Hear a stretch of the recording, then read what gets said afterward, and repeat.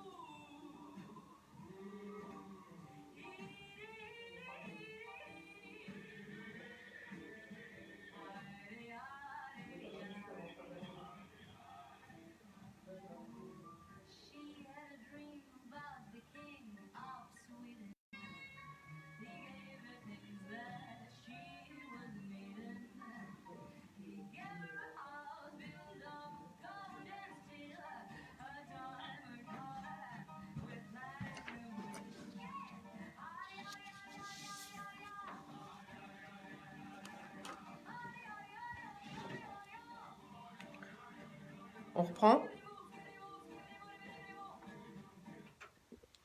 Nous voici de retour au bar de l'économie sur IDFM Radio Anguin. Donc, comme je vous le disais avant cette pause musicale, le professeur Montagnier a donc expliqué l'origine du virus. Depuis d'ailleurs, France Info et TF1 ont relayé tout ou partie de cette information.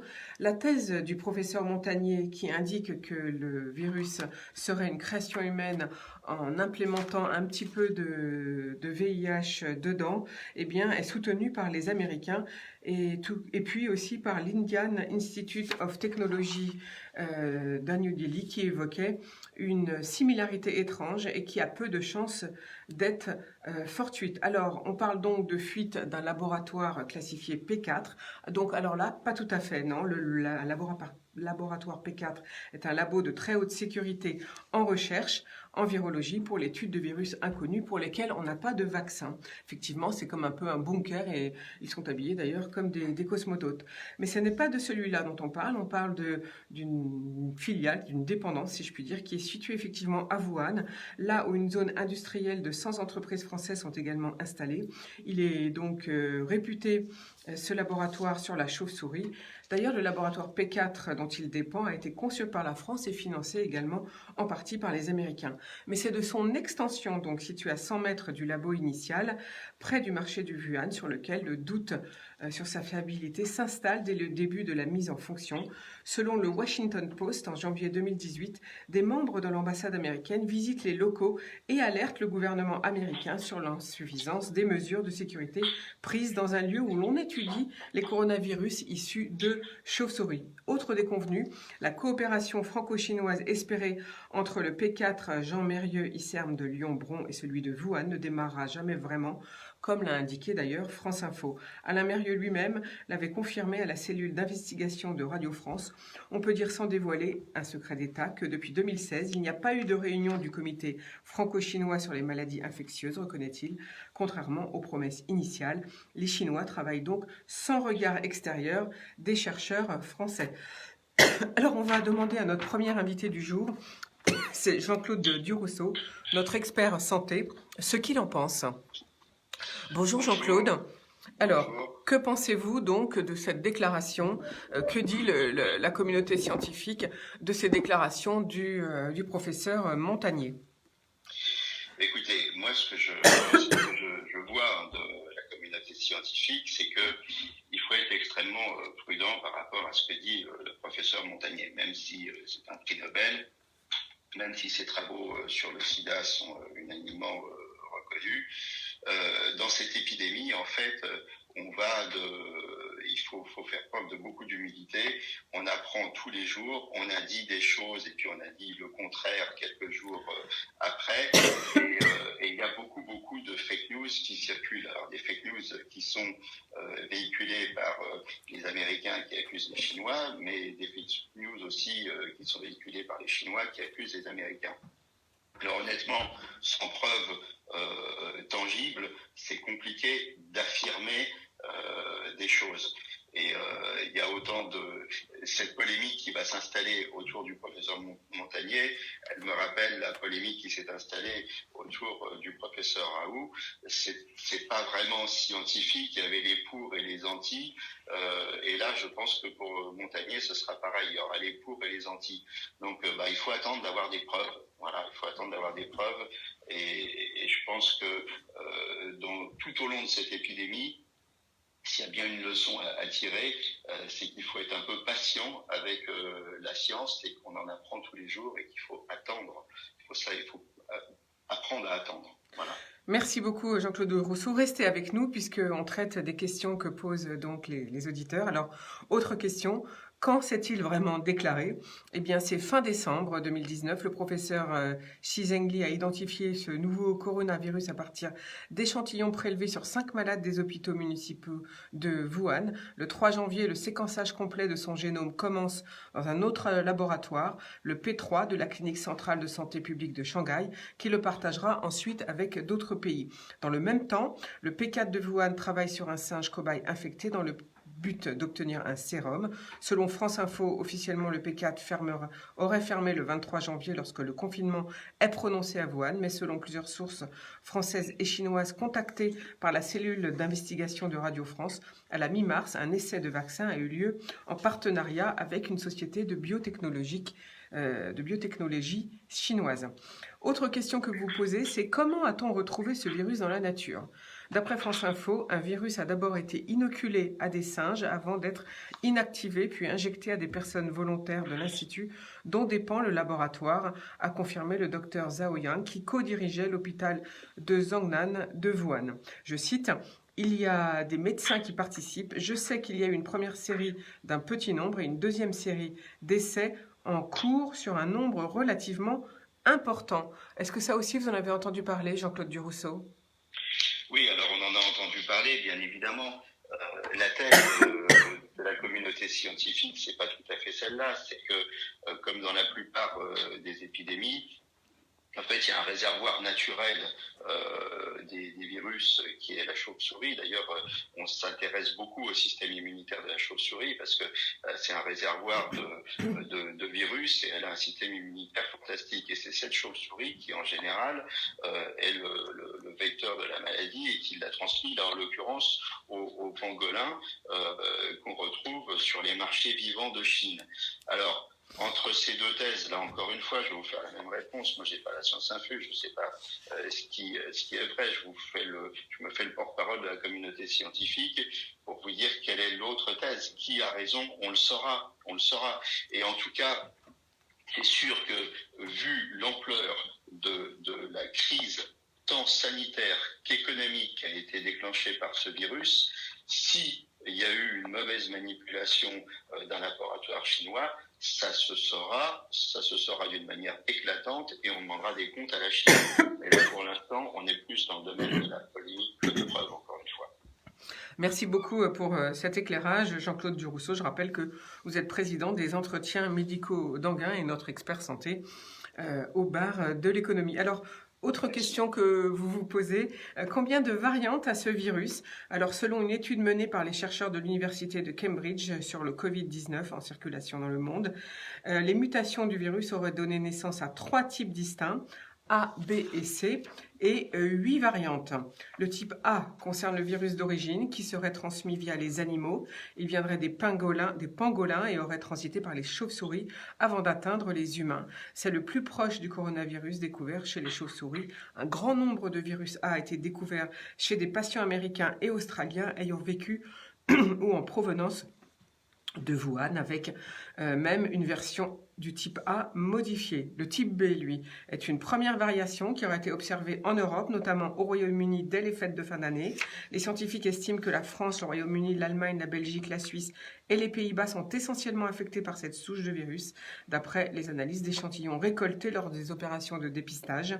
C'est aussi le principal type de virus qui circule à Wuhan. Il est répandu chez les patients dans toute l'Asie du Sud-Est et la variante n'a pas voyagé au-delà de l'Asie de l'Est sans évoluer, ce qui suggère une première résistance contre ce type en dehors de l'Asie de l'Est. Et le type C, enfin, se propagerait également en Europe via Singapour, en Asie du Sud-Est aussi, à Hong Kong et en Corée du Sud. Il descend du type B selon l'étude. C'est le principal retrouvé chez les premiers patients de France, d'Italie, de Suède et d'Angleterre.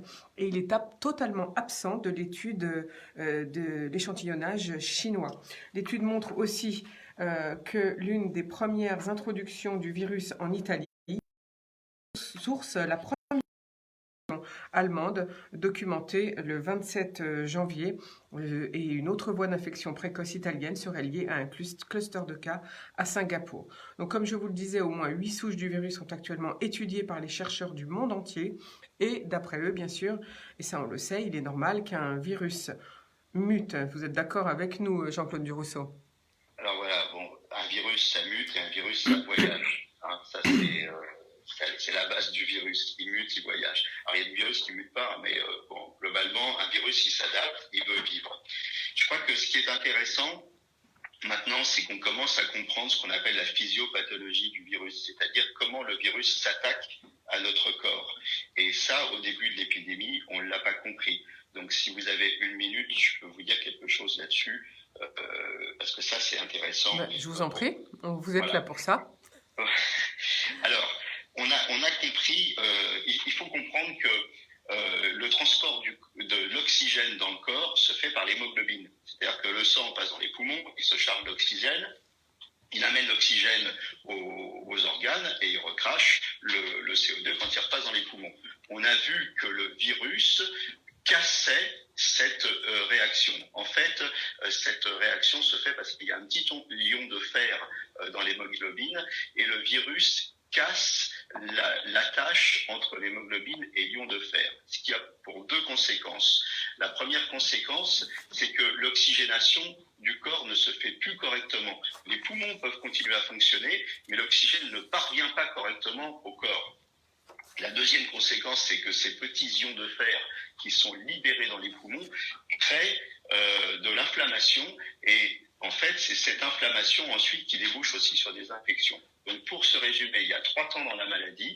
Un temps où le virus se développe dans le corps et va casser ce fameux lien entre l'hémoglobine et l'ion de fer. Un deuxième temps où il y aura des inflammations. Un troisième temps où il y aura des infections. Et tout ça, ça va correspondre à une trithérapie qui est en train de se mettre en place. Des antiviraux au début, des anti-inflammatoires quand il y a l'inflammation et des antibiotiques pour les infections. Merci voilà, Jean-Claude. C'est important de comprendre ces mécanismes. Merci beaucoup Jean-Claude Durousseau, c'était très clair. Alors justement, les symptômes et l'évolution, ça aussi, grosse question que vous nous posez. Donc on l'a tous compris, la transmission est très rapide. Plusieurs types de symptômes très différents et bien sûr pas tous ensemble, fièvre ou pas, vertige ou pas, syndromes inflammatoires, donc mal partout, dans les bras, dans les jambes, grosse fatigue par contre, ça c'est presque pour tout le monde, ou encore vomissement, ça ce n'est pas pour tout le monde. Mais donc les symptômes peuvent être aussi bien cutanés et puis ensuite plus grave, cardiaque ou pulmonaire. Il semblerait qu'il soit beaucoup plus agressif chez les hommes. Ça, c'est ce qu'a d'ailleurs dit le Premier ministre hier. Et puis aussi chez ceux qui sont en surpoids ou ceux qui ont des maladies chroniques. Voilà pourquoi il faut protéger ces populations qui sont plus fragiles face, en tout cas, à ce virus. Alors, à partir de demain, nous passerons les interviews, Jean-Claude Durousseau, que vous faites avec le professeur Gilbert Deray tous les jours. Et on est bien content de pouvoir que vous fassiez ces interviews en partie pour nous. Alors le bilan, vous avez entendu le professeur Solomon peut-être hier pour nous indiquer le bilan. Je vous l'ai rappelé tout à l'heure pour la France. On atteint presque les 20 000 morts. C'est énorme, c'est dramatique. On est dans une crise sans précédent qui est à la fois économique, bien sûr sanitaire, mais sociale aussi. Alors dans le monde, le nombre de personnes décédées à cause du virus serait de plus de 150 000 personnes sur un total d'environ 2,25 millions d'infections dans le monde à minima. Mais le Covid-19, heureusement, ne cause pas systématiquement la mort des personnes contaminées. Plus de la moitié de celles admises à l'hôpital guérissent. Ça, on peut quand même être content, n'est-ce pas, Jean-Claude Durousseau? Oui, alors il y a plein de manières de voir les statistiques. Si on parle de la mortalité dans le monde, il faut quand même se rappeler que les morts par million d'habitants dans le monde, c'est 20 morts par million d'habitants dus au Covid. Donc c'est pas beaucoup finalement, hein. C'est peut-être un peu à contre-courant ce que je dis, mais dans le monde, c'est 20 morts par million d'habitants. En Europe, c'est 132 morts, c'est la moyenne européenne, par million d'habitants. Okay. Et en France, c'est 286 morts par million d'habitants. Alors, évidemment, pour toutes les familles qui ont eu à déplorer une perte, c'est dramatique. Évidemment, il faut pas baisser la garde. Évidemment, il faut toujours avoir en tête les gestes barrières. Mais il faut aussi savoir remettre en perspective les chiffres et peut-être commencer à penser au déconfinement maintenant. Bah, ce sont les mesures je vous en parlerai après, ce sont les mesures qu'a commencé à préannoncer donc notre Premier ministre hier, on en parlera après. On va d'abord s'occuper un petit peu de la recherche d'un vaccin, si vous voulez bien. Hier, Florence Adair, infectiologue, directrice de recherche pour les vaccins, elle est à Lyon, mais c'est elle qui dirige pour le gouvernement les recherches en France, donc a annoncé que bien sûr plusieurs laboratoires français y travaillaient, dont l'Institut Pasteur. En tout cas, à l'étranger, des chercheurs de l'université d'Austin au Texas sont parvenus à mettre au point une carte atomique en 3D de la partie du coronavirus qui infecte les cellules humaines. Et pour cela, l'équipe américaine a utilisé la cryomicroscopie électronique, c'est-à-dire le froid avec de l'électronique, qui permet d'observer les molécules. Et cette technique avait déjà permis de dévoiler la structure du virus Zika en 2016. Ils ont pu ainsi modéliser les protéines de spicules, la partie du virus qui s'attache aux cellules avant de l'infecter. En introduisant une pointe d'antigène chez l'humain, ils espèrent possible de déclencher une production d'anticorps par le système immunitaire de façon préventive. Et l'équipe d'Austin travaille depuis longtemps sur les coronavirus comme le SARS ou le MERS. La société américaine également, Moderna de Cambridge, dirigée par le français Stéphane Bancel, annonce qu'elle va commencer un essai clinique à Seattle sur 45 patients sains. Apparemment, ce seraient eux les premiers à travailler sur des patients sains. L'industriel français également s'associe au ministère de la Santé américain pour sa technologie de recombinaison de l'ADN. Il retire des fragments d'ADN de plusieurs organismes puis les rassemble dans une cellule hôte. Cet ADN artificiel permet par exemple de créer des hormones comme l'insuline, des protéines comme l'interféron et peut-être un futur médicament pour le Covid-19. Sanofi avait déjà mené des recherches similaires sur un vaccin au stade préclinique contre le SRAS apparu en 2002. Alors l'Institut Pasteur, c'est ce qu'a annoncé Florence Adair hier, doit démarrer en juillet un essai clinique sur des volontaires avec un vaccin dérivé de celui de la rougeole, mais là encore prudence. D'ailleurs, elle l'a bien rappelé, puisqu'il faut 3 phases d'essais concluants avec un pourcentage important de guérison sur plus de 60 à 70 patients d'origine et d'âge différents avant d'approuver un vaccin. La Russie, elle, espère lancer des essais cliniques cet été sur 60 candidats volontaires, parmi lesquels des membres de l'équipe de recherche, a déclaré le directeur du centre de recherche scientifique Vector en Russie. Alors, 3 millions ont été débloqués en Belgique pour la recherche contre le Covid-19, a annoncé Véronique Alloin, secrétaire générale du Fonds de la recherche scientifique en Belgique, mais elle rappelle qu'il faut rester prudent. On ne met pas un vaccin sur le marché en quelques semaines, voire en quelques mois, et il faut se méfier des effets d'annonce. Une douzaine de développeurs de vaccins dédiés au Covid existent actuellement en Europe, c'est ce qu'elle a dit.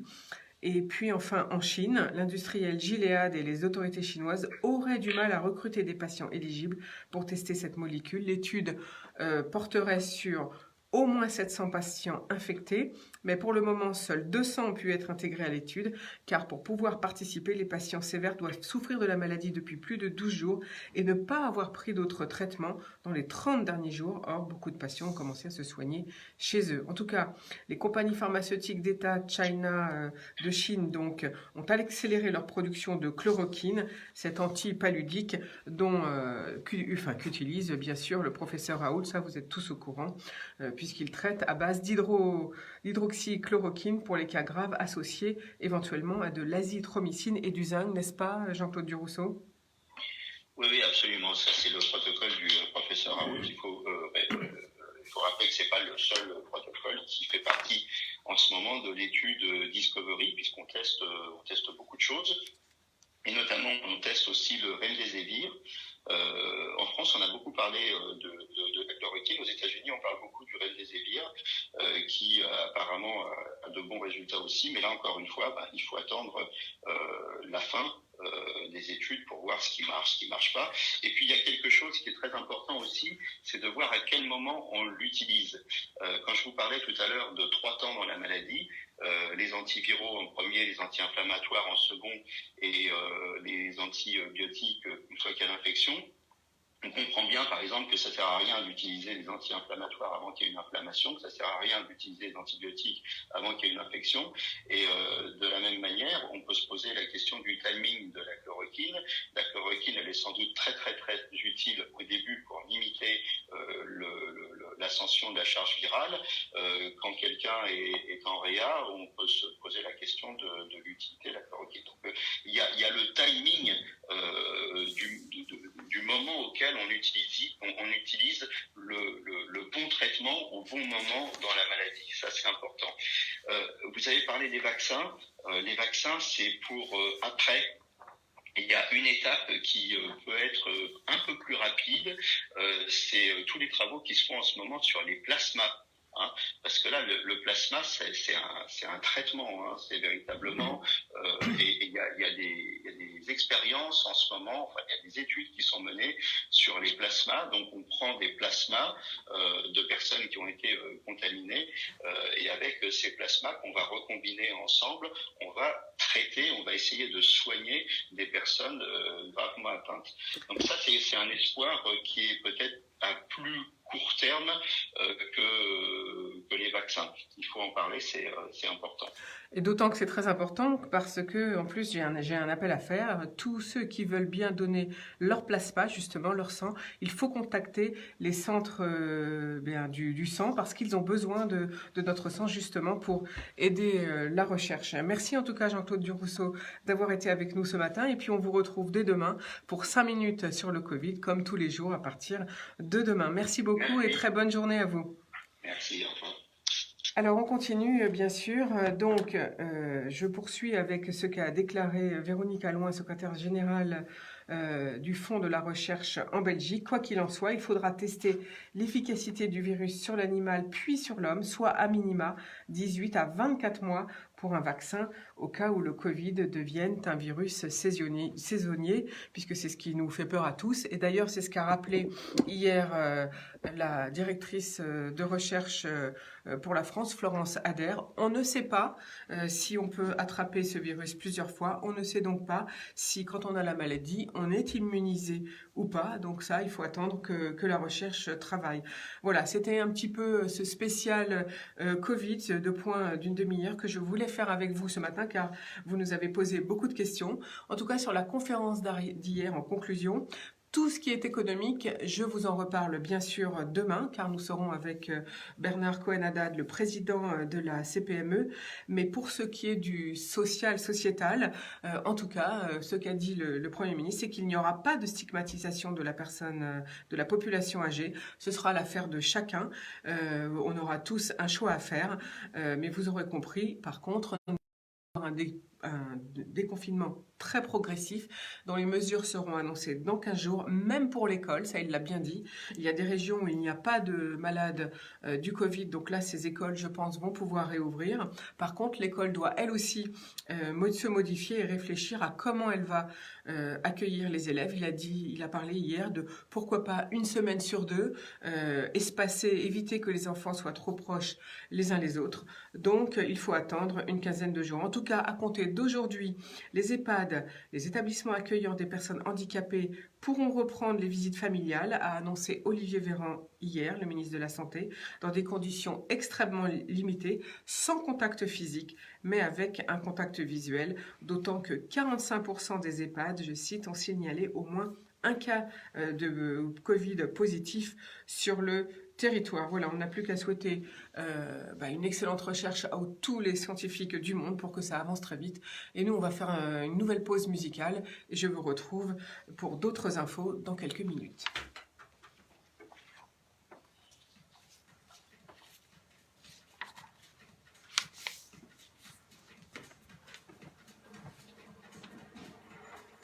Mettre les noms des pauses, qui sait?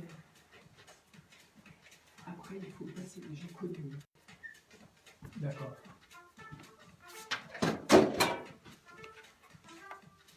Herbe Alper.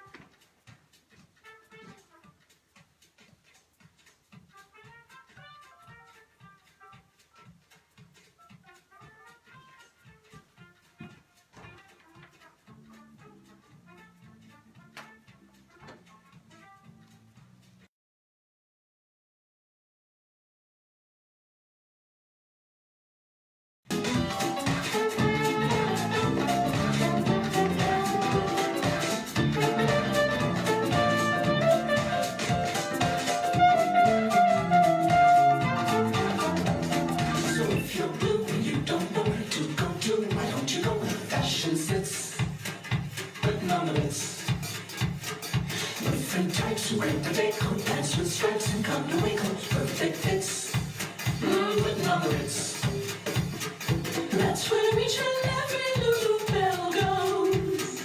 Every Sunday evening with their swell clothes. Now their elbows and their face to walk the fellas from the sticks and umbrellas in their midst.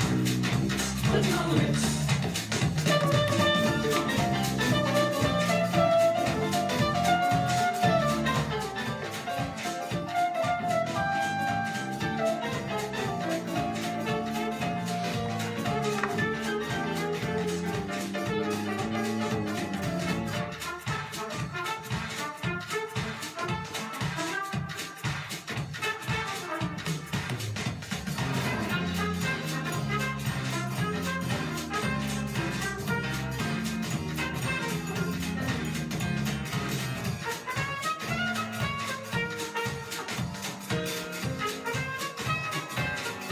Vous aimez Jean-Claude, là?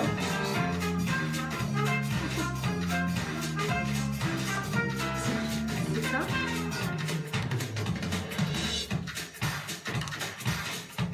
Ouais. Ah, vous avez reconnu cette pause musicale Herb LP avec Puttin in the Ritz, une reprise plutôt swing de cette titre bien connu. Alors, nous sommes maintenant en compagnie de Jean-Christophe Poulet, maire de Bessancourt. Bonjour, monsieur le maire. Bonjour. Vous avez entendu donc la déclaration hier du Premier ministre. On vient de faire 30 minutes de point sur le Covid, puisqu'on a eu beaucoup d'auditeurs qui nous ont posé des questions. C'était donc important de faire un point sur le Covid, d'autant que le Premier ministre s'est longuement expliqué hier, 2h30 de conférence de presse. On en reparlera bien sûr toute la semaine, parce que je ne peux pas vous indiquer tout ce qu'il a dit en si peu de temps, bien sûr. Alors, vous avez compris que, monsieur le maire, que le déconfinement, ce sera très progressif. Comment le prenez-vous? Comment allez-vous faire, vous? Comment l'envisagez-vous? Puisqu'il a dit que ça sera quand même un travail entre les maires et les préfets. Oui, ben, de toute façon, ça peut pas être autrement vu nos responsabilités en termes de sécurité sanitaire dans nos communes. Alors, il y a plusieurs points. En ce qui concerne les masques à destination des habitants, à Bessancourt, par exemple, on n'a pas attendu. On a regardé ce qui se passait au Portugal et notamment dans la ville avec qui on est jumelé au Portugal. Qui eux ont des masques, des tests, et tout. Bon.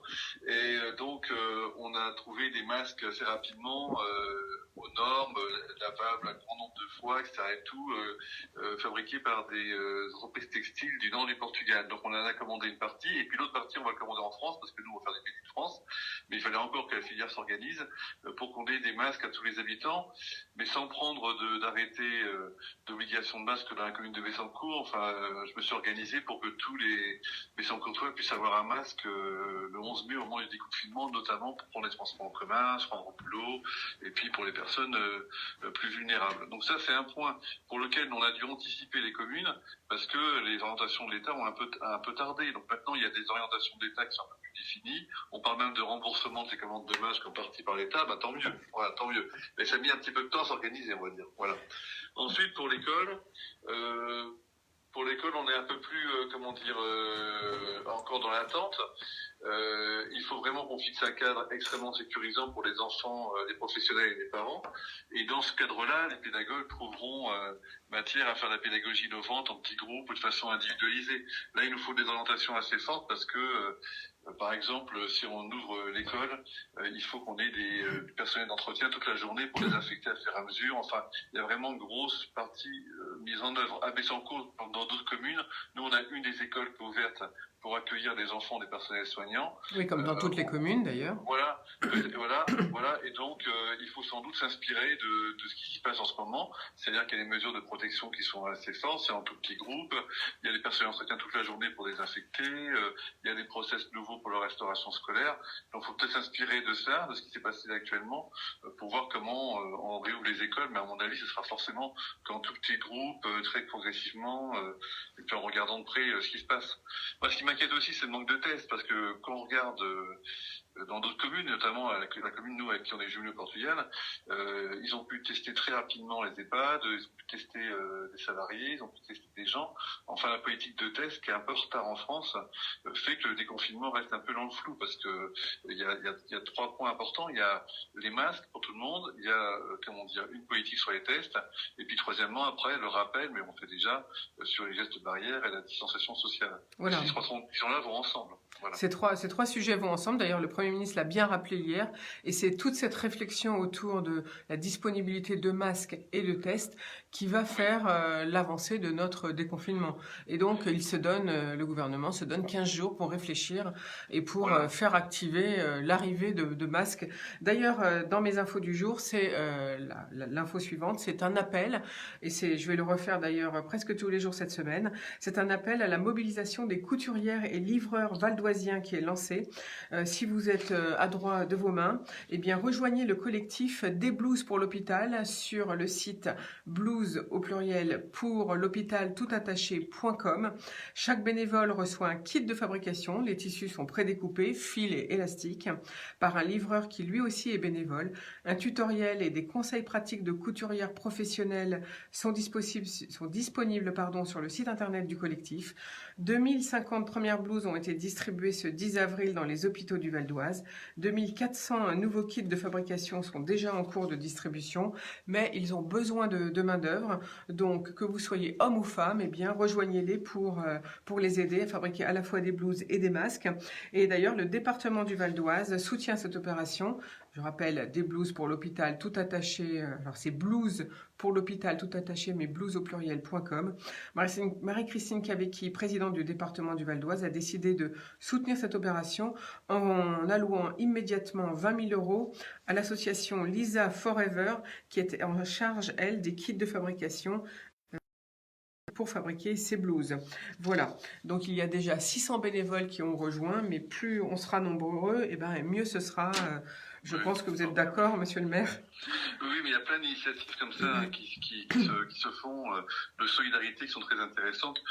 et bon voilà qui révèle aussi que notre pays fait face aussi grâce à de l'énergie quoi. Après avoir pris un peu le coup de massue du confinement, assez rapidement les personnes, quand même beaucoup de personnes ont proposé leur aide. Nous on voit à Bessancourt pour soutenir les anciens, pour nous aider à faire les tâches le matin pour les gens qui ne peuvent pas se déplacer. Enfin, on sent qu'il y a un élan de solidarité assez important en France, et ça sera intéressant de s'en souvenir après quoi. Voilà, Alors absolument, absolument. Alors justement, parlons-en des anciens. Comment ça se passe chez vous à Bessancourt? Ben, nous, on a appliqué la même règle qu'on a pour les plans canicules, c'est-à-dire qu'on a une liste qui met à jour régulièrement d'à peu près 800 à 1000 personnes qui sont des personnes âgées, handicapées ou isolées. Voilà. Et donc, elles sont appelées régulièrement. Dans ces 800, on a 150 personnes qu'il faut suivre de beaucoup plus près. Voilà. Et donc, elles sont appelées 2 fois par semaine. Sur ces personnes-là, il y a des achats qui sont faits le matin. Donc, on a un accord avec le Super U Bessancourt pour venir plus tôt avant l'ouverture, pour pas que nos agents attendent de trop, pour faire des achats. Et puis après, les achats sont distribués avec des règles de distanciation nécessaires aux personnes qui ne peuvent pas se déplacer. On a aussi fait cette même opération pour le repas pour la distribution de repas le soir à domicile. Et puis on aide aussi quand il y a des soucis pour aller chercher des médicaments, pour se rendre à des lieux de soins, etc. et tout. Donc ça se passe plutôt Donc là, avec les anciens. c'est le personnel communal ou est-ce que vous avez fait appel à des bénévoles? Alors, on a des bénévoles. On a 2 bénévoles qui nous rejoignent. C'est la cellule, on est une dizaine de personnes, en fait. Hein. Ça se passe, on est une dizaine de personnes, on se réunit 2 fois par semaine. On se répartit en 3 pièces différentes. On a chacun un fichier. On fait tourner ce fichier pour pas appeler toujours les mêmes personnes, les uns les autres. Et moi, j'en ai toujours 5 à appeler, par exemple, voilà. Et puis, on a toujours dans une liste de questions un peu type. Déjà, comment allez-vous avez-vous bien tous les besoins nécessaires? Comment CCS peut vous aider? Est-ce que vous êtes inscrite dans la cellule de vigilance pour les achats, les courses, voilà. Et donc, donc des bénévoles, des élus, du personnel, dans le personnel des animateurs qui actuellement n'ont pas d'enfants en centre de loisirs, mais qui se sont portés volontaires pour rejoindre le CCS pour nous donner un coup de main là-dessus, voilà. Et c'est des animateurs de centre de loisirs, par exemple, qui font les courses le matin au Super U, etc. Et tout. Donc, moi, je voulais rendre hommage aux bénévoles, bien sûr, mais aussi aux fonctionnaires territoriaux qui font un super boulot. Bien sûr. Parce que leur mission change un peu. Elles ne font pas exactement les mêmes missions qu'ils ont d'habitude. Et ils n'ont pas exercé le droit de retrait, etc. et tout. Ils sont vraiment au boulot. Nous, on a les animateurs qui sont un grand bataillon, on va dire, d'effectifs. On a un gros centre de loisirs. Ils se sont répartis entre le CCAS. Certains donnent un coup de main aux services techniques pour les efforts de désinfection. On donne un coup de main sur les efforts de désinfection dans les écoles. On passait des formations par rapport à ça. On passait des formations avec l'infirmière de la PMI sur les gestes barrières. Enfin, voilà, je trouve que, on a eu et puis les maires me le disent, on se le dit entre maires, là, sur les différents réseaux sur lesquels on communique entre nous. Les fonctionnaires territoriaux ont vraiment répondu présent face à cette crise, quoi. Ça, c'est voilà, vrai. Un autre point qu'il faudra se souvenir. Voilà. Ce sera à vous, les collectivités territoriales, de vous en souvenir et peut-être de leur verser une prime. Oui, ça c'est prévu, ça. Ouais. Alors, autre information du jour, les 3 présidents des grandes associations de collectivités territoriales, il s'agit de François Barouin, président de l'AMF, Dominique Bussereau, président de l'ADF et Renaud Musulier, président de RF, ont été entendus au Sénat la semaine dernière devant Jean-Marie Bockel sur la gestion de la crise sanitaire et ses conséquences dans les territoires. Et eux constatent les limites du fonctionnement des ARS jugées bureaucratiques. Ils plaident pour une réforme de leur fonctionnement, intégrant mieux les collectivités territoriales à leur gouvernance. Qu'est-ce que vous en pensez, vous, monsieur le maire ? Écoutez, moi j'étais vice-président de l'agglomération du Parisis ces dernières années en charge du plan local de santé, donc je travaille beaucoup avec les ARS, voilà. Donc il y a dans les ARS des gens dans les services qui sont extrêmement compétents, dévoués, etc. et tout, mais c'est vrai que ce n'est pas dans la culture de l'ARS de travailler en parfaite harmonie avec les collectivités territoriales. Ils rappellent, et ils ont raison, un certain nombre de normes et tout à faire respecter et tout, donc ils se posent un petit peu parfois en censeur. Et il faut que ça soit un peu plus, le travail devrait être un peu plus collaboratif avec les collectivités territoriales. Bon, après, il faudra tirer un vrai bilan de la crise, parce que je pense que les agences régionales de santé ont aussi préconisé un certain nombre de choses qui étaient plutôt intéressantes au départ, notamment sur les masques. Donc voilà, il ne faut pas trop tirer sur l'ambulance. Mais je pense en effet que l'ARS, elle doit être... De toute façon, ce que démontre la crise quand même, c'est que l'État a tout intérêt à travailler fortement avec les collectivités territoriales. Et tous les organismes de l'État, dont l'ARS, ont intérêt à travailler fortement avec les collectivités territoriales et qu'on n'ait pas des efforts, comme le fait Valérie Pécresse, il fait de gros efforts pour gérer la crise au niveau de la région Île-de-France, qui soient parfois contredits par l'ARS, comme ça a été le cas pour les masques, pour les pharmaciens, etc. Et tout. Enfin, il faut qu'il y ait une plus grande harmonie, enfin, il faut qu'on trouve un système qui soit un peu plus fluide entre les collectivités territoriales et l'ARS. Mais c'est pas le personnel de l'ARS qui met en cause là-dedans. Le personnel de l'ARS, c'est plutôt des gens qui travaillent bien, qui sont sincères et ont envie de bien faire, quoi. C'est plutôt la modalité d'organisation qui me va pas. Merci beaucoup pour cette précision. Alors justement, au sujet des masques, François Baroin estime que les hôtels de ville des chefs-lieux de département doivent être les centres de distribution et de gestion logistique des masques de protection. Dominique Bussereau, lui, rappelle que les départements se sont lancés dans des achats massifs de masques chirurgicaux et médicaux pour faire face aux problèmes d'approvisionnement et qu'ils sont déjà pour certains en cours de distribution dans les hôtels des départements en lien bien sûr avec l'ARS. Alors au sujet des masques, je vous informe, j'ai une autre information, c'est que le centre François Villon à Enghien-les-Bains est en train de s'organiser pour créer des ateliers de couture, pour créer des masques. Donc là aussi, un appel à tous les bénévoles qui veulent fabriquer des masques. Eh bien, vous pouvez, si vous savez coudre, ou tant pis, on vous expliquera comment on fait, eh bien, vous pouvez les rejoindre parce qu'on a besoin le chiffre est énorme au niveau des masques. Donc à la fois pour la population et à la fois pour tous ceux qui travaillent et tout donc le personnel bien sûr de santé où là c'est d'autres types de masques. En ce qui concerne les tests, eh bien François Baroin estime qu'il faudra installer des drives dans les territoires et prévoir des lieux d'hébergement supplémentaires pour confiner les personnes infectés. Dominique Bussereau, lui, a confirmé que les départements ont pu obtenir de l'État la possibilité que les laboratoires départementaux d'analyse produisent ces tests. Et d'ailleurs, 75 laboratoires en France sont désormais déjà mobilisés via des conventions avec les hôpitaux ou le secteur privé. Et puis, le dépistage dans les EHPAD est désormais lancé dans certains départements. Est-ce que là, vous êtes au courant, Monsieur le maire ? Oui, on est au courant. On a fait plein de choses formidables en France par rapport à la crise, mais par contre, il faut bien dire que sur les tests, on a plutôt été très en retard par rapport à d'autres pays. Voilà. Donc, heureusement que ça se met en place et rapidement, parce qu'il n'y aura pas de déconfinement sans politique de test. C'est compliqué, quoi. Alors, sur le déconfinement, justement, Renaud Muselier a fait état de problèmes de méthodologie en raison des controverses scientifiques et appelle à plus de coordination sur le plan médical. Et pour tous, le retour des élèves dans les collèges fera l'objet d'un groupe de travail entre l'ADF et le ministre de l'Éducation nationale qui estime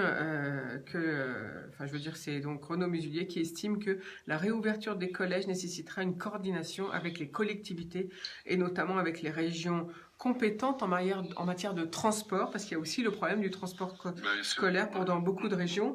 Donc Jean-Christophe Poulet, vous pensez, vous, que les collèges, eux, vont réouvrir d'ici le mois de juin ?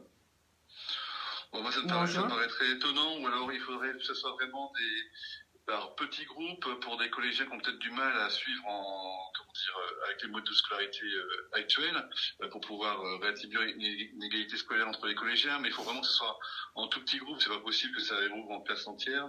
Il faut que ce soit des modalités très spécifiques. Il faut qu'il y ait un peu à la maison et un peu au collège, mais sinon ça me paraît trop compliqué. Si on prend un exemple d'un pays qui peut impacter comme le Portugal, eux ils font leur rentrée en septembre parce que ils estiment que de toute façon tant qu'ils sont pas ils ont pas une visibilité sur la disparition, enfin quasi disparition du coronavirus, c'est compliqué de faire reprendre les collèges, les écoles et tout. Et ils en sont eux à 40 morts par jour, quoi. Bon. Donc je pense qu'il faut que nous on soit aussi qu'on soit extrêmement prudent par rapport à ça. On a quand même des collèges qui accueillent un grand nombre de gamins par classe. On a une organisation pas une organisation comme certains pays nordiques où il y a pour le matin et l'après-midi activité physique. C'est pas comme ça que ça se passe en France. Donc il faut qu'on ait le temps de revoir tout le modèle, quoi, pour les quelques mois qui vont précéder les vacances. Bon. Donc moi je pense que pour les collèges, autant pour les écoles, on voit bien quand même que c'est parfois des plus petits effectifs, c'est des plus petites écoles, etc. Et tout, peut-être qu'on peut trouver une organisation qui garantisse la sécurité sanitaire et tout. Pour les collèges, c'est un sacré défi. Hein. Enfin, moi je trouve que c'est un sacré défi. Enfin, moi j'aurais été d'avis de remettre la rentrée en septembre. C'est peut-être Voilà. peut-être ce qui va se passer, nous verrons. Enfin, dernier point sur lequel Dominique Bussereau a interpellé le Sénat, c'est sur le tourisme, en disant qu'il souhaite que les départements puissent aider à la fois le petit commerce et à la fois le secteur du tourisme, car sans aide, une grande partie d'entre eux risque de disparaître. Or, la France avait voulu promouvoir le tourisme comme sa première activité économique. Bah oui. Oui, on est concerné, y compris dans le Val d'Oise d'ailleurs, et puis bon, je parle pas d'Anguien, hein, qui est un gros spot touristique, mais aussi d'autres endroits qui sont concernés. Nous, pour le petit commerce, le travail qu'on est en train de faire, c'est qu'on appelle tous les propriétaires, des commerçants, pour essayer de voir s'ils peuvent annuler le loyer, ou le différer, ou l'alléger. Enfin voilà, on essaie de trouver des solutions pour aider nos commerçants, et puis aussi leur expliquer un peu les différentes aides qui sont mises en place par la région et par l'État pour soutenir ce secteur-là qui risque de souffrir. En même temps, j'ai l'impression quand même que les Français redécouvrent les petits commerces après cette crise. Et j'espère qu'on n'oubliera pas ça, que les gens ils n'oublieront pas que les commerçants ont répondu présent, étaient là, et que quand on pouvait pas aller loin faire nos courses dans des endroits où on était habitué à en faire, ils étaient ouverts à côté de chez nous et qu'on les a parfois redécouverts, quoi. Alors, j'espère que ça va tenir chez les Français. Merci Jean-Christophe Poulet. Je rappelle que vous êtes maire de Bessancourt. Alors, dernier point sur lequel les 3 présidents d'associations ont voulu, se sont exprimés face au Sénat. C'est pareil pour les collectivités territoriales. Eh bien, cette crise représente 75%. Les collectivités territoriales représentent 75% de l'investissement public et les 3 présidents d'associations ont alerté sur l'effet dévastateur de la crise sanitaire sur leurs recettes. On entend un effondrement des recettes des communes et des communautés de communes, bien sûr, de l'ordre de 10 milliards d'euros. Donc François Baroin a demandé une nationalisation de la dette Covid pour les collectivités territoriales par l'État, une solution simple et efficace. Et Renaud Muselier, lui, estime que la perte de recettes pour les régions se monterait pour l'instant à 720 millions d'euros cette année, mais serait de l'ordre de 3 à 4 milliards d'euros l'année prochaine. Et donc, ils appellent à la nécessité d'inventer, disent-ils, un New Deal industriel et environnemental pour réindustrialiser nos territoires et la mise en place d'une task force réunissant autour du préfet du département tous les acteurs, élus locaux, administrations, experts qui auront en charge le déconfinement. Et donc ça sera donc défini, j'espère, dans 15 jours, n'est-ce pas, Jean-Christophe Poulet ? Il faut que ça soit défini parce qu'on a des entreprises qui vont en souffrir parce que la commande publique est importante, même dans des petites communes comme nous, hein, c'est nous qui créons les équipements publics. On a fini le chantier de l'école, mais là on était sur un chantier de gymnase par exemple qui est interrompu. Et puis on a Bessancourt un écoquartier qui est un peu à l'arrêt en ce moment, alors qu'il y a des programmes de logement qui devaient être construits et tout. Moi je demande à mes services urbanistes de pas arrêter l'instruction des permis et de permettre à ce que l'écoquartier puisse continuer parce qu'il y a des entreprises derrière et puis il y a aussi des gens qui attendent pour acheter et se loger. Donc je pense qu'il faut que le coup d'arrêt là qu'on a eu dure le moins longtemps possible et pour ça en effet il faut soutenir les collectivités pour qu'on puisse relancer nous la politique de travaux parce que sinon cet arrêt là va être extrêmement pénalisant et on voit bien que les entreprises reposent aussi beaucoup sur les collectivités territoriales. Bien sûr. Voilà. C'est Il y a d'ailleurs vraiment une mobilisation à voir qui est très importante. Nous, dans les petites communes, c'est pas dans les départements, on a des pertes de recettes qui sont quand même moindres, mais malgré tout, on voit bien quand même que l'ambiance actuelle fait qu'on a un certain nombre de travaux qui sont interrompus c'est extrêmement dommageable pour les entreprises. Pour les habitants évidemment, parce que c'est des travaux qui servent à quelque chose, sinon on les ferait pas, mais c'est quand même extrêmement dommageable pour les entreprises. Voilà.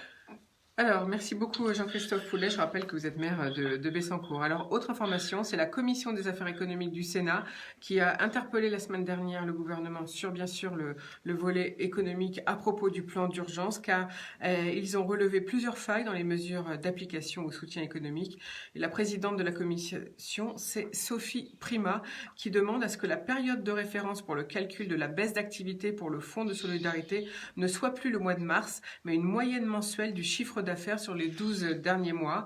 Le seuil des 70% de baisse du chiffre d'affaires devrait être encore baissé et les entreprises en sauvegarde seront donc être éligibles. C'est ça qu'ils ont demandé au gouvernement. Donc là, il faut attendre pour avoir des informations là-dessus. Et puis, elle a aussi demandé à ce que la responsabilité pénale des entrepreneurs ne soit pas susceptible d'être engagée, puisque le manque d'équipement sanitaire représente un frein insurmontable à la poursuite, bien sûr, de certaines activités. Les autres informations du jour, eh bien, si vous êtes en activité partielle, les règles d'indemnisation pour certaines catégories de salariés, VRP, forfait jour, salariés payés en commission variable ou non mensuelle, viennent d'être définies dans un premier décret qui date du 16 avril, donc c'est tout frais, et c'est le décret numéro 2020-435 qui précise toutes les règles d'indemnisation d'activité partielle pour ces salariés au forfait jour ou pour ceux qui sont soumis aux dispositions légales ou conventionnelles relatives à la durée du travail. Et donc, je l'ai cité, sont inclus dedans également les personnels navigants de l'aviation civile, les pigistes, les salariés à domicile rémunérés à la tâche, les intermittents du spectacle et les mannequins. Et donc, vous pouvez aller demander à vos organismes de tutelle pour bénéficier des allocations d'activité partielle. Je rappelle qu'il y a 9,6 millions de salariés qui sont actuellement en chômage partiel, mais que un salarié sur 4 travaille et beaucoup par télétravail. D'ailleurs, peut-être que ce sera une règle qui sera gardée pour le futur. Enfin, ça pourrait d'ailleurs désengorger les routes. Ça serait peut-être pas mal. Qu'est-ce que vous en pensez, Jean-Christophe Poulet? Oui, ça peut être une idée. On suit un peu cette avalanche de mesures, donc c'est bien, hein, c'est le gouvernement travaille et tout. Donc, c'est pas que ça va soutenir l'activité. Oui, ça peut être des mesures qui sont intéressantes. Mais après, au-delà de ces mesures pour les entreprises et tout, je pense qu'aussi il y a une prise de conscience qu'on doit tous avoir, les collectivités territoriales, les habitants surtout, sinon il n'y aura pas de prise de conscience, ça passera par les habitants. Et les entreprises, c'est l'écologie, quoi. C'est-à-dire qu'on peut plus, on va pas pouvoir donner de la même façon, parce que dans les tests complotistes qu'on a actuellement sur d'où vient le corona, en fait, il n'y a pas à chercher les tests complotistes, il vient pas d'un laboratoire caché en Chine ou ailleurs.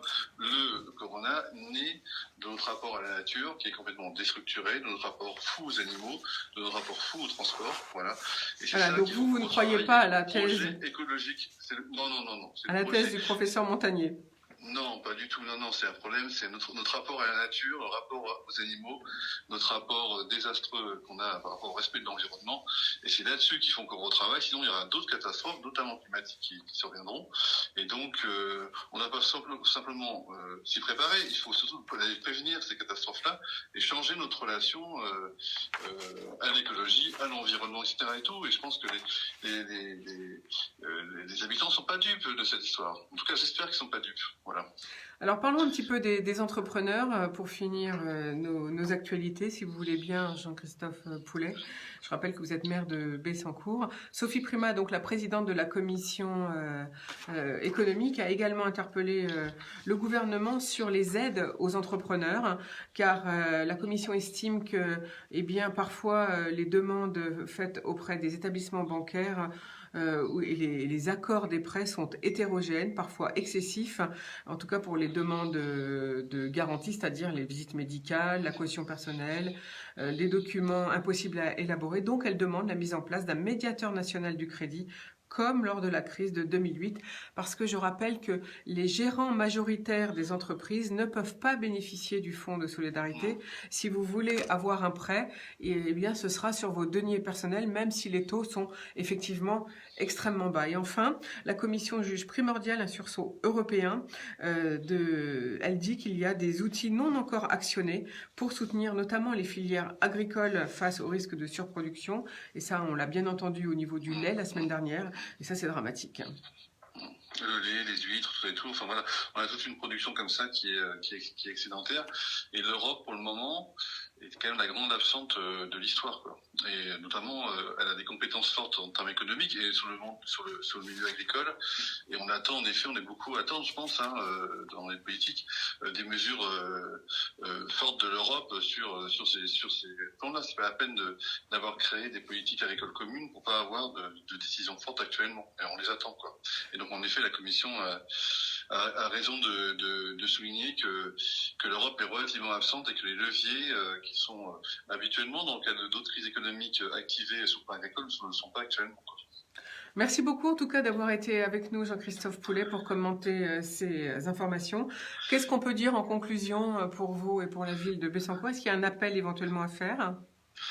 L'appel que je fais au Bessancourtois, c'est de rester sérieux. On parle beaucoup de déconfinement, mais on a encore confiné. Donc il faut continuer à rester confiné pour que la mesure se passe bien. Il faut rester exemplaire et solidaire et prendre soin de tout le monde. Et puis vous, l'équipe d'IDFM, prenez soin de vous également. Et merci pour continuer ce travail d'information. Merci, je pense que c'est indispensable par les temps qui courent. Alors effectivement, on a une pensée pour tous ceux qui sont confinés en appartement et notamment ceux qui sont seuls, parce que je pense que c'est très difficile pour ces gens-là. J'en ai eu quelques-uns ce week-end au téléphone. Il y en a qui sont presque au bord de la déprime. Alors comme je leur ai dit, non, il faut tenir bon. Et puis écoutez-nous, mettez la radio à fond et on va vous soutenir pendant cette période aussi difficile comme on le fait d'ailleurs d'habitude. Merci Jean-Christophe Poulet, on va vous souhaiter à vous aussi de prendre bien soin de vous et à très bientôt. Bonne journée. Bonne journée. Au revoir. Allez, on continue notre émission. On va faire tout de suite une pause musicale.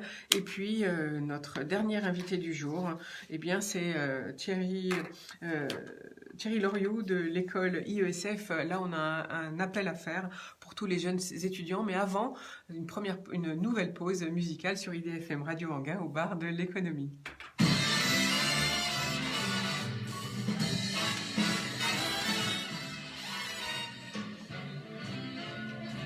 Vous voulez longtemps une minute?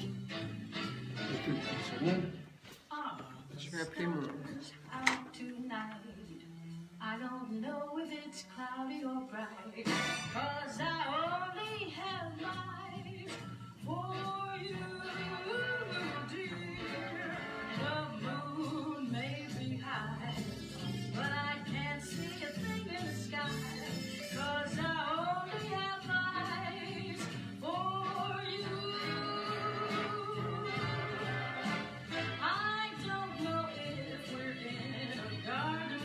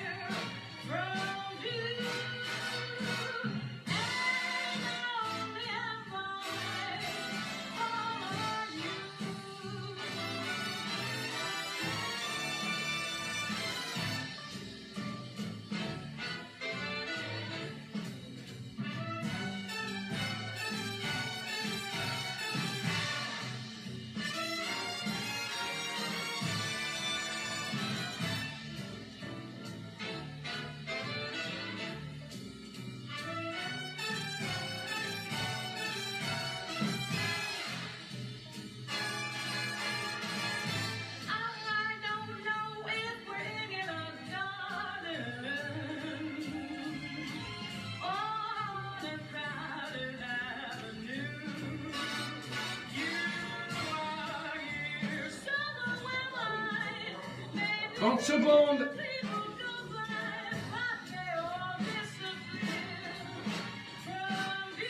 Elsa Fitzgerald, hein? Prête? Nous voici de retour au bar de l'économie sur IDFM Radio Anguin. C'était donc cette pause musicale avec la magnifique Ella Fitzgerald. Eh bien oui, on peut pas s'en passer. C'était I Only Have Eyes for You, bien sûr. Alors, on a bien sûr maintenant un nouveau sujet. C'est le sujet des écoles, cette fois d'ingénieurs, et d'ailleurs de toutes les écoles pour lesquelles il faut que les étudiants trouvent un stage. Et là, l'économie s'est arrêtée. Hein, comme je l'ai dit ce matin, il y a un salarié seulement sur 4 qui travaille. Donc, Thierry Loriot, bonjour. Bonjour Florence, bonjour à tous les auditeurs. Alors, vous êtes directeur de l'IESF et donc avec vous, on va que ce soit de deuxième, enfin à partir de la deuxième année, logiquement, il y a des stages à faire. Et oui. Donc, quel appel peut-on faire aujourd'hui pour vous et d'ailleurs pour toutes les écoles, qu'elles soient d'ingénieurs ou de commerce? Il y a un gros problème en ce moment, j'imagine. Oui, il y a un gros problème et les étudiants sont très anxieux. Alors, il faut rappeler effectivement que dans toutes les écoles d'ingénieurs, il y a 3 stages à effectuer pendant le cursus. Il y a le stage de première année qui est le stage exécutant qu'on appelait dans le temps le stage ouvrier. Il y a le stage en deuxième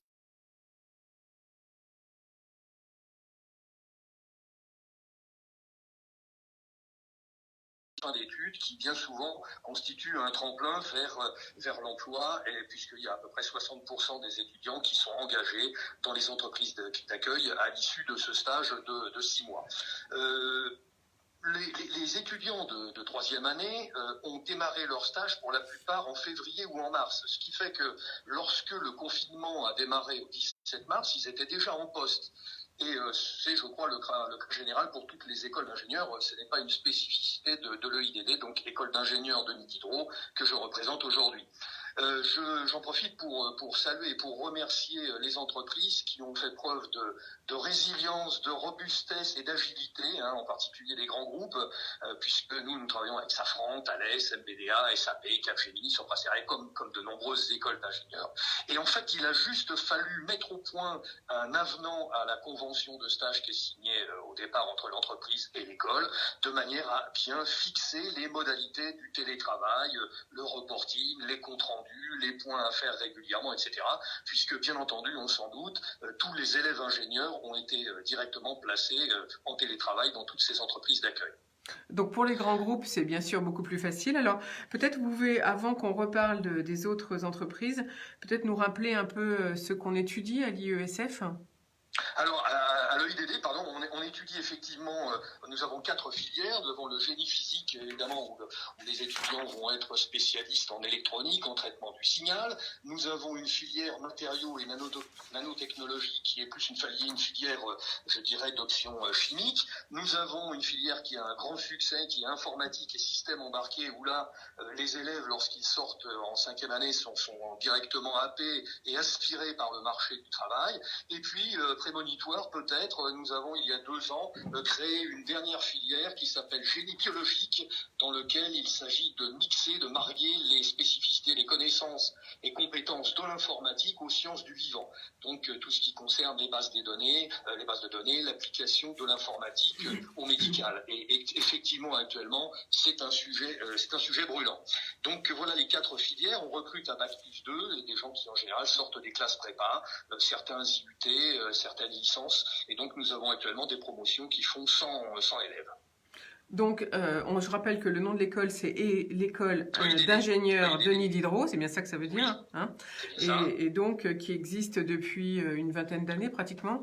Non, depuis 10 ans. 10 ans, pardon. C'est une des dernières qui a été créée en France. Elle date de 2010 et effectivement, elle se déploie et se développe tout à fait correctement. Le diplôme est bien sûr reconnu par la CTI, Commission du titre d'ingénieur, et les étudiants font preuve d'une belle employabilité en fin de 3e année, en fin du cursus. Alors, tout à l'heure, vous avez dit que pour les jeunes étudiants qui recherchent un stage, autant avec les grands groupes, il y a quand même une possibilité de télétravail et de poursuivre son stage. Comment ça se passe avec les plus petites entreprises ? Alors c'est effectivement le sens de mon intervention d'aujourd'hui. Si vous voulez, c'est un appel que je lance aux entreprises de taille moyenne, les ETI, aux PME. Alors moi je suis ancien dirigeant d'entreprise d'une PME qui faisait dans l'instrumentation et le contrôle industriel. Je suis depuis 5 ans chargé des relations entreprises à l'EIDD et j'ai parfaitement conscience du fait que actuellement dans la situation sanitaire puis économique que nous vivons, il est clair que les entreprises vont avoir du mal à redémarrer, vont avoir des difficultés de trésorerie, de retour à l'activité normale, des difficultés de redémarrage de toutes sortes, et j'ai bien conscience que les responsables d'entreprise, la priorité numéro 1 pour eux, ce ne sera pas d'embaucher des stagiaires. Néanmoins, je lance l'appel parce que cette année le contexte est très particulier. Nous avons l'interdiction de toute mobilité internationale. On sait très bien que les étudiants, et pas seulement d'écoles de commerce, sont friands d'expériences à l'étranger, ce qui d'ailleurs est très bon pour leur CV. Et cette année, avec les conditions que nous avons, tous les jeunes qui devaient partir en stage à l'étranger, eh bien, se voient interdits de mobilité et sont reversés sur les entreprises de l'Hexagone. Donc on va avoir un accroissement assez sensible des jeunes qui devaient partir et qui se retrouvent sans stage, sachant que cette période était effectuée à compter du 2 juin et peut durer 2 ou 3 mois. Et j'ajoute pour ces conditions particulières qu'il n'y a pas de possibilité d'extension vers septembre, octobre, novembre, etc., contrairement aux stages de fin d'études, puisque là, il faudra reprendre à la rentrée. Et nous avons effectivement à cœur de réussir une bonne rentrée de septembre pour les étudiants qui vont nous rejoindre et pour ceux qui passent à l'année supérieure. Oui, mais là, il y a un problème au niveau même des études, puisque la qualification des diplômes était basée sur ce stage. Comment vous allez faire, du coup? Alors, Vous écoutez, allez pour revoir l'instant, votre mode... on est en train de réfléchir. Il y a la CTI qui travaille sur le sujet. Il y a la CDFI, donc la Conférence des écoles françaises d'ingénieurs. Et bien entendu, il y aura des règles à respecter. On ne peut pas imaginer qu'il n'y ait pas de dérogation parce que malgré cet appel, il est probable que des étudiants ne trouvent pas de stage. Quelle solution proposer? Les accueillir dans nos labos, encore qu'il faut que ce soit possible et qu'ils soient ouverts et qu'ils puissent accueillir ces étudiants. Probablement, on n'aura pas les moyens de les accueillir tous. On pense à leur faire réaliser ce qu'on appelle chez nous les projets transverses, c'est-à-dire grouper 4 ou 5 étudiants sur une thématique et sur un sujet qu'ils auront à développer pendant cette période. Ce sont des solutions de repli que nous avons d'ores et déjà envisagées, mais le problème effectivement aujourd'hui, c'est d'essayer quand même de trouver le maximum d'entreprises et de laboratoires susceptibles d'accueillir ces jeunes étudiants. Et notamment tous ceux qui devaient partir à l'étranger, puisque là, c'est fini, les frontières sont fermées pour un petit moment. Les frontières sont fermées, nous avons à peu près 40% de la promotion qui part à l'étranger en stage de 2e année, et là, bien évidemment, ces étudiants sont anxieux parce que ils étaient sereins jusqu'à cette effroyable épidémie, et maintenant, ils se retrouvent sans stage et ils doivent rebondir, ils doivent chercher de nouvelles opportunités dans l'Hexagone. Alors je répète ce que vous avez dit, donc c'est que la CTI en ce moment réfléchit à comment donc revoir la notation du diplôme, en tout cas de l'année. Et donc là, vous pensez que ça sera quand la décision finalement? Je pense que les décisions seront prises avant fin mai, puisque de toute façon, ces stages de 2e année, ils sont obligatoires à compter de début juin, enfin, en ce qui concerne les écoles d'ingénieurs. Donc je crois que les choses bougent. Effectivement, on est encore dans l'inconnu quant aux conditions du déconfinement. J'ai écouté vos interlocuteurs précédents, et bien entendu, les règles du jeu ne sont pas définitives, elles ne sont pas fixées. Les entreprises vont devoir prendre des mesures de distanciation sociale, d'équipement de leur chaîne de production, de leur bureau d'études, de leur service R&D, et donc tout ça, ça va effectivement certainement freiner et en tout cas différer le début de ces stages. En tout cas, toutes les entreprises qui peuvent d'ores et déjà appliquer ces mesures peuvent réouvrir à partir d'aujourd'hui. Il faut bien sûr qu'elles aient des masques et du gel hydroalcoolique et puis imposer les règles de distanciation. Mais le Premier ministre l'a bien indiqué hier et la ministre du Travail ce matin également l'a bien précisé lors d'une interview sur RTL. Donc peut-être que là on a un espoir pour les jeunes, pour que des jeunes puissent rejoindre un peu plus vite que prévu finalement les entreprises. Alors on constate effectivement que certaines entreprises, et on l'a tous vu, on a entendu parler de Michelin, on a entendu parler de PCA et de Renault, on a entendu d'Ariane Group, on a entendu parler d'Airbus. Donc tous ces grands groupes en particulier n'ont pas attendu le 11 mai pour redémarrer leurs activités. Alors effectivement, elles ne sont pas à 100%, mais je pense que la charge va augmenter, la montée en puissance va s'effectuer, et donc j'espère qu'on aura l'occasion de penser à un moment de ce déploiement à l'embauche de stagiaires pour effectivement continuer et poursuivre ces relations que l'industrie a tissées avec les écoles d'ingénieurs. On l'espère tous, Thierry Loriot. En tout cas, merci d'être avec nous, d'avoir été avec nous ce matin en direct par téléphone au bar de l'économie sur IDFM Radio Anguin. Je rappelle que vous dirigez l'école d'ingénieurs Denis Diderot et donc, on refait un appel à toutes les entreprises qui voudraient recevoir des jeunes stagiaires. Les écoles d'ingénieurs, comme celles de commerce d'ailleurs, attendent peut-être un pas dès que vous réouvrez et si vous en avez besoin, bien sûr. On va tout de suite faire... C'est moi qui vous remercie, Florence, et merci d'avance à toutes les bonnes volontés, qu'ils soient entrepreneurs, industriels, laboratoires, pour accueillir ces jeunes élèves qui ont beaucoup d'énergie à revendre et effectivement veulent aussi apporter leur pierre à l'édifice de lutte contre ce virus. Voilà, n'hésitez pas à nous rappeler dès que vous avez besoin de faire un appel. On est toujours à la disposition de vous tous d'ailleurs. Et très bonne journée à vous, Thierry Loriot. On va tout de suite faire une nouvelle pause musicale et on vous retrouve dans quelques instants. Petite fille du soleil, le matin va venir. Petite fille du soleil. Une minute, je vous laisse. Parce qu'on a plus tellement de temps. Petite fille du soleil, je garde un souvenir. Petite fille du soleil, nos délires. D'autres envies, d'autres rêves viendront dormir dans tes nuits.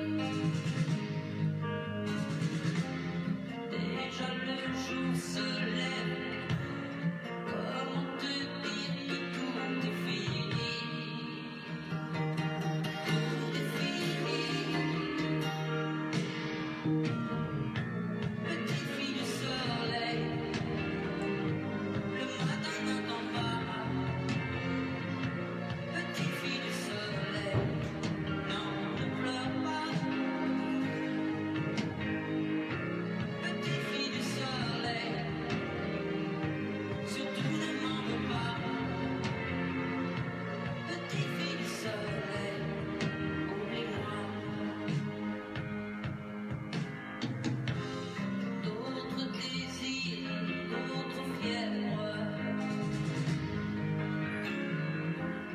viendront brûler dans ta vie. Pourquoi me dire je t'aime?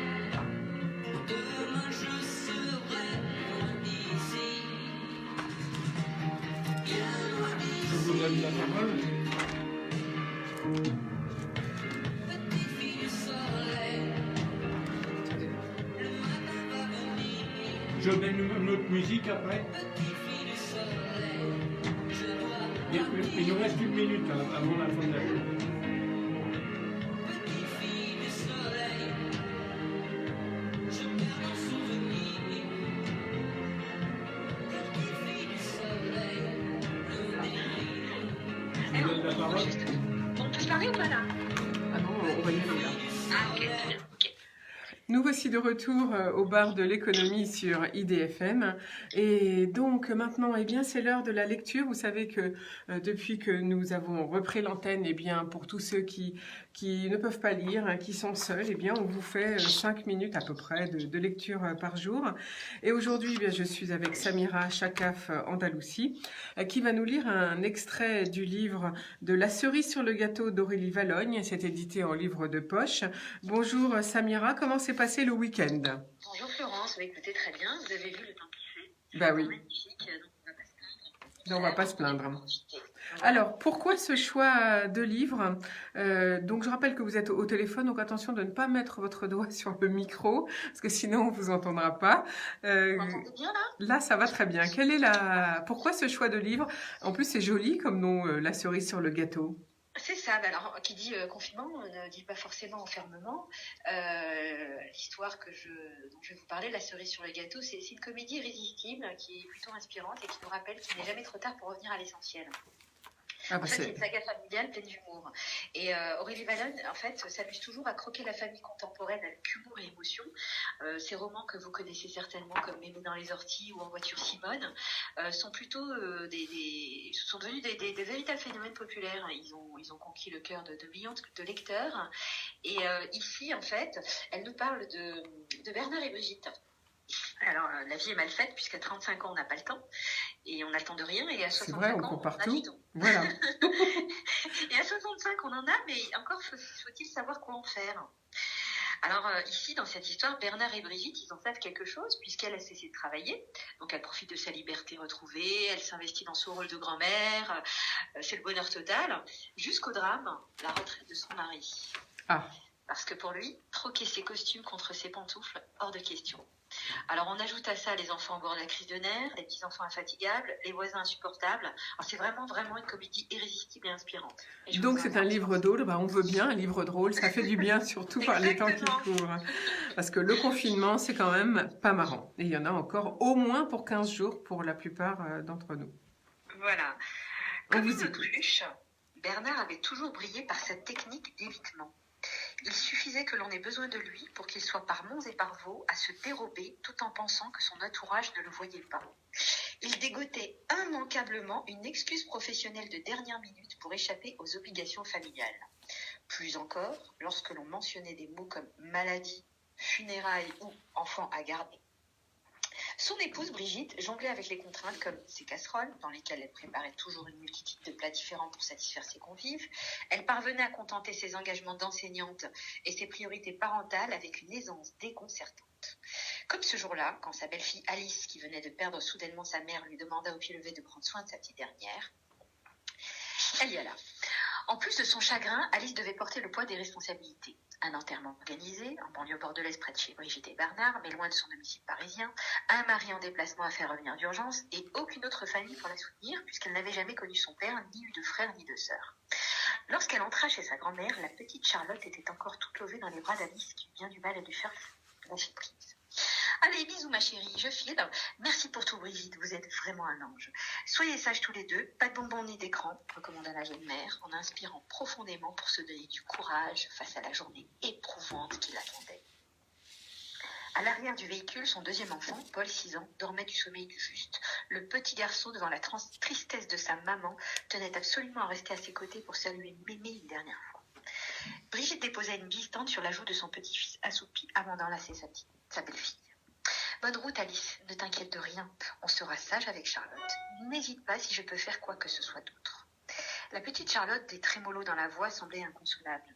Son doudou était trempé. Brigitte, elle, était ravie de passer enfin un peu de temps en tête-à-tête avec sa petite fille de 4 ans. Brigitte avait toujours trouvé qu'elle avait une bouille à croquer, de grands yeux curieux, des joues roses et rebondis, et des cheveux châtain clair aussi indomptables qu'elle. Mais il faut pas pleurer, ma puce. Ta maman revient demain. Nous allons rester rien que toutes les deux. Et puis, c'est pas très rigolo, tu sais. Ils vont dire au revoir à Mémé. La fillette était plus attristée d'être séparée de sa mère, dont elle ne se décollait jamais, que d'avoir perdu son autre grand-mère.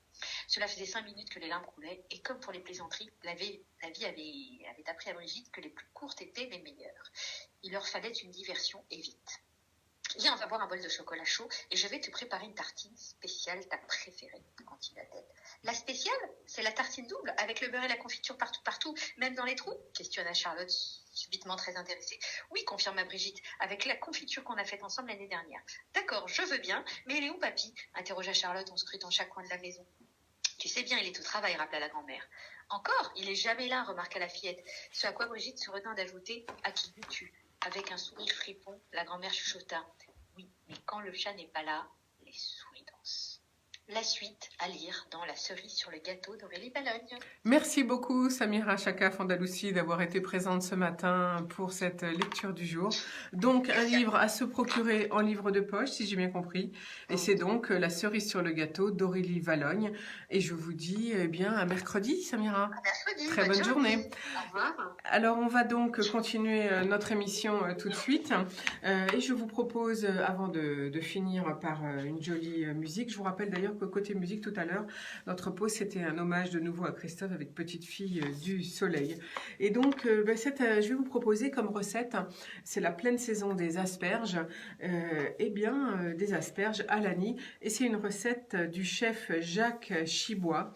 Alors il vous faut pour 4 personnes 32 asperges vertes, 60 g d'olive noire de Nice, 5 cuillerées d'huile d'olive de Toscane, ou de Grèce comme vous voulez, ou du Portugal, ou d'Espagne, 4 branches d'aneth, 50 g de beurre, une cuillerée à café d'anis en grains, un demi-citron, du sel et du poivre. C'est tout simple. Donc vous épluchez les asperges au couteau économe comme d'habitude, vous les lavez, vous les mettez en botte et vous les faites cuire 15 minutes dans l'eau bouillante salée.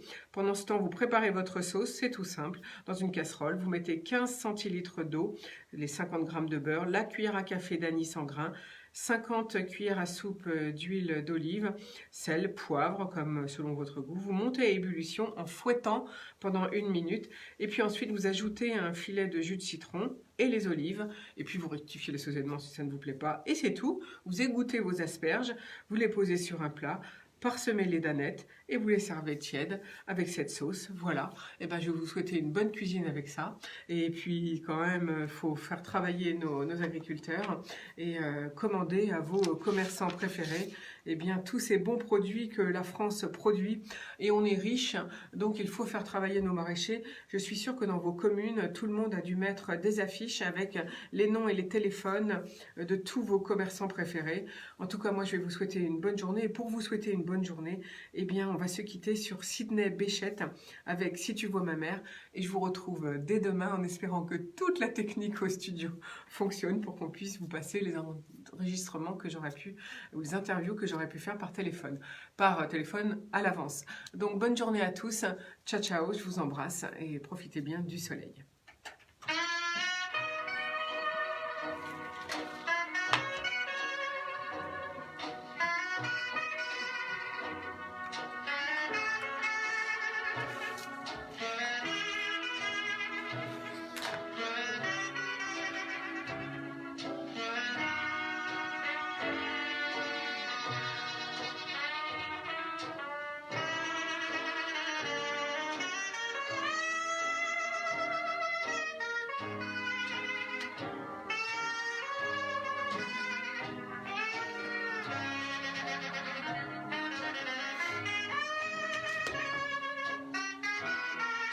Bon, on va voir cette histoire ou alors que